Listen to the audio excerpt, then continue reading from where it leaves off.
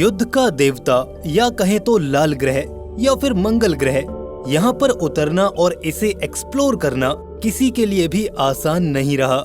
ये आज भी हमें रक्त से लाल हुई रणभूमि लगती है, जहाँ अगर हमारी विजय होती है तो इसका गौरव हम धरती वासियों के लिए किसी तकनीकी क्रांति का एक प्रतीक होता है। और हमारी तरफ से इस युद्ध में शामिल होते हैं ये योद्धा, ये रोबोटिक मशीन्स। मंगल ग्रह पर इन रोबोटिक मशीन्स का इतिहास बहुत पुराना रहा है, बहुत गौरवशाली और सीख देने वाला। हमारे द्वारा भेजे गए मार्स मिशंस का एक बड़ा भाग, तकरीबन 50 मिशंस ऐसे लॉन्च किए गए जो कभी कामयाब ही ना हो पाए। कभी किसी का कोई कंपोनेंट खराब हो गया, रॉकेट में ग्लिच आ गया या फिर कोई टेक्निकल एरर। इन सब कमी पेशियों ने या तो इन प्रोब्स को मंगल की लाल मिट्टी में धड़ाम से गिरा दिया या फिर इस रणभूमि मंगल ग्रह को पूरी तरह से मिस कर दिया। पृथ्वी और मंगल ग्रह के बीच ज्यादा दूरी होने की वजह से प्रोब और हमारे बीच में हो रही कम्युनिकेशन में एक लंबा डिले टाइम रह जाता है, जिस वजह से भी मार्स पर लैंड करना एक टेढ़ी खीर साबित होता है। ऊपर से इसका पतला वातावरण और मंगल ग्रह तक पहुंचने में लगने वाला लंबा समय हमारे और मिशन के लिए एक बड़ा इम्तिहान होता है। इतने महीनों के सफर के दौरान हाइबरनेशन में रहने के बाद ये दुआएं की जाती हैं कि मंगल के करीब जब वो हाइबरनेशन से बाहर आए तो वो सही से काम कर रहा हो। ऐसी बहुत सी लैंडिंग्स में हम लकी साबित हुए हैं, लेकिन सुनाने को ऐसी भी कहानियां बहुत हैं जिनमें हम मंगल पर फतह हासिल नहीं कर पाए। और आज की इस वीडियो में हम ऐसी ही कुछ लैंडिंग्स के बारे में जानेंगे, तो इस वीडियो में एकदम अंत तक जरूर बने रहिए। क्या आप जानते हैं कि हम इंसानों द्वारा बनाई गई वो पहली ऑब्जेक्ट कौन सी है जो मंगल ग्रह तक पहुंच पाई? उत्तर है मार्स 2, एक लैंडर जो कि सोवियत यूनियन द्वारा बनाया गया था। इसे अपने एक सिस्टर क्राफ्ट मार्स 3 के साथ मंगल ग्रह के लिए सन 1970 में लॉन्च किया गया था। स्फीरिकल शेप का और तकरीबन 1 टन वजनी ये मार्स 2 लैंडर मंगल ग्रह पर पैराशूट के जरिए उतरने वाला था और फाइनल ब्रेकिंग के लिए इसमें रॉकेट्स का इस्तेमाल किया गया था। जब मार्स 2 और मार्स 3 मंगल ग्रह तक पहुंचे तब इस पूरे प्लेनेट को एक बड़े रेत के तूफान ने घेर रखा था। मंगल ग्रह की सरफेस दिखना तो दूर की बात है, इस रेत के तूफान की वजह से मंगल ग्रह के बड़े बड़े फीचर्स भी दिखाई नहीं दे रहे थे। मार्स 2 और मार्स 3 स्पेसक्राफ्ट्स में ऑर्बिटर और लैंडर दोनों ही शामिल थे। अब इन मिशंस को इस तरह से रीप्रोग्राम नहीं किया जा सकता था कि इनमें मौजूद लैंडर्स को तूफान खत्म होने के बाद मंगल पर उतारा जाए। मार्स 2 और 3 ने मंगल के पास पहुंचते ही इमीडिएटली लैंडर्स को डिस्पैच कर दिया। मार्स में एंट्री के समय लैंडर्स की स्पीड तकरीबन 6 किलोमीटर प्रति सेकंड थी। मॉड्यूल का डिसेंट सिस्टम माल फंक्शनड हो चुका था, जिससे कि डिसेंट सीक्वेंस प्लान के मुताबिक ऑपरेट नहीं हो पाया और पैराशूट वो कभी डिप्लॉय ही नहीं हो पाए। वो शायद धड़ाम से मंगल की जमीन से टकराया होगा और सब खत्म। वो कहां पर क्रैश लैंड हुआ उस जगह का कोई अता पता नहीं, बस अनुमान लगाए जाते हैं। और फिर इसके बाद इस लैंडर से कोई कांटेक्ट नहीं हो पाया। लैंडर तो बुरी तरह से क्रैश लैंड हो चुका था, लेकिन ऑर्बिटर्स अगस्त सन 1972 तक काम करते रहे थे। मंगल ग्रह ने या फिर यूं कहें कि नेचर ने हमारे इस पहले अटेम्प्ट को नाकाम कर दिया था, और क्या शायद ये हमारा बैड लक था। मार्स 2 पूरी तरह से फेल साबित हुआ। अब सोवियत यूनियन को उम्मीद थी मार्स 3 से। 2 दिसंबर सन 1971 ये प्रोब मार्स पर टेरा सेरेनियम नाम की एक जगह पर सफलतापूर्वक लैंड हो जाता है। ये भी उसी डस्ट स्टॉर्म से होकर मार्स की सतह तक पहुंचता है। लैंडिंग तक सब ठीक ठाक रहता है, लेकिन 20 सेकंड बाद जैसे ही ये अपना पहला फोटोग्राफ स्कैन शुरू करता है, इसके सिग्नल्स मार्स के उसी तूफान में गुम होकर रह जाते हैं। मार्स 3 हमेशा के लिए शांत हो जाता है। अब ये स्टोरी है बीगल 2 नाम के एक लैंडर की, जो कि यूरोपियन स्पेस एजेंसी की ओर से मार्स की एस्ट्रोबायोलॉजी की स्टडी के लिए भेजा गया था।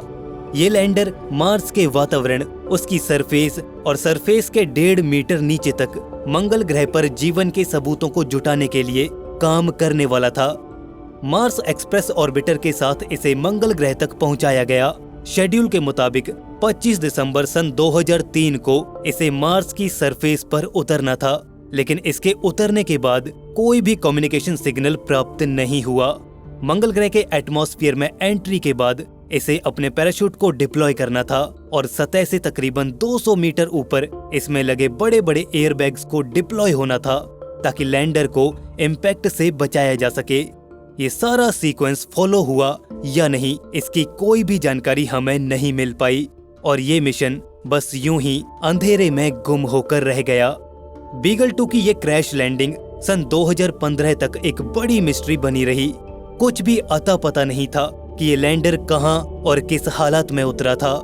अचानक ही सन 2015 में नासा के मार्स रिकॉनेसेंस ऑर्बिटर की इमेज में बीगल 2 की एक झलक दिखाई दी और पता चला कि ये मिशन लगभग सही तरीके से लैंड तो हो गया था, लेकिन इसके 4 सोलर पैनल्स में से 2 सोलर पैनल्स डिप्लॉय नहीं हो पाए, जिन्होंने इस लैंडर पर लगे कम्युनिकेशन एंटीनाज के सिग्नल्स को पूरी तरह से ब्लॉक कर दिया था। हालांकि इस मिशन के फेलियर को लेकर कई सारी थ्योरीज सामने आई। लोग स्पेकुलेट कर रहे थे कि आखिर इस लैंडर के साथ हुआ क्या होगा। एक अनुमान यह भी लगाया गया कि लैंडिंग के समय मार्शियन एटमॉस्फेयर में काफी डस्ट मौजूद थी। इस लैंडर के एंट्री के समय इसके आसपास की डस्ट पूरी तरह से गर्म हो गई। उसने हीट को कैप्चर कर लिया। गर्मी की वजह से आसपास की हवा एक्सपैंड हो गई और डेंसिटी अनुमान से कहीं ज्यादा कम हो गई, जिस वजह से पैराशूट उसकी रफ्तार को इतना कम नहीं कर पाए और लैंडर मंगल की जमीन पर बुरी तरह से जा टकराया। एक अनुमान यह भी था कि मार्स का एटमॉस्फेयर हमारी एक्सपेक्टेशन से कहीं ज्यादा पतला था, जिस वजह से पैराशूट इफेक्टिवली वर्क नहीं कर पाए।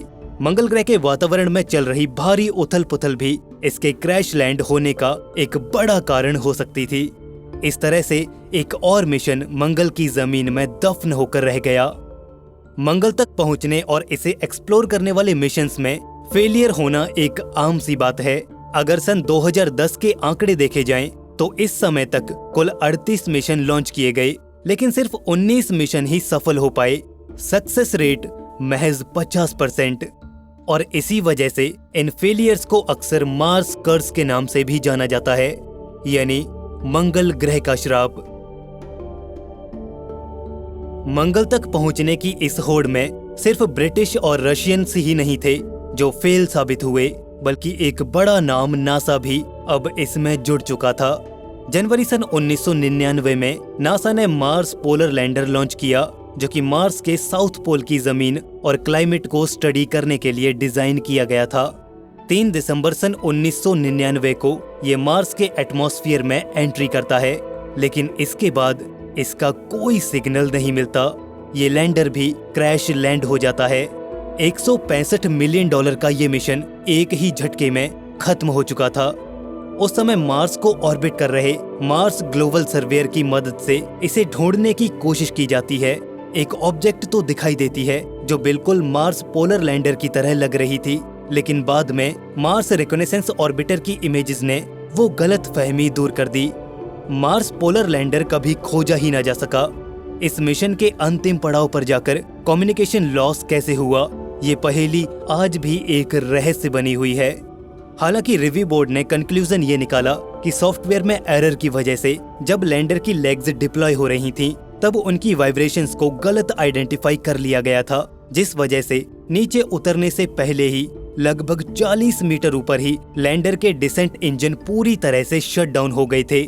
लेग्स डिप्लॉय होने की वजह से सॉफ्टवेयर को गलत इंडिकेशन गया था कि लैंडर टच डाउन हो चुका है और उसने इंजन्स को बंद कर दिया।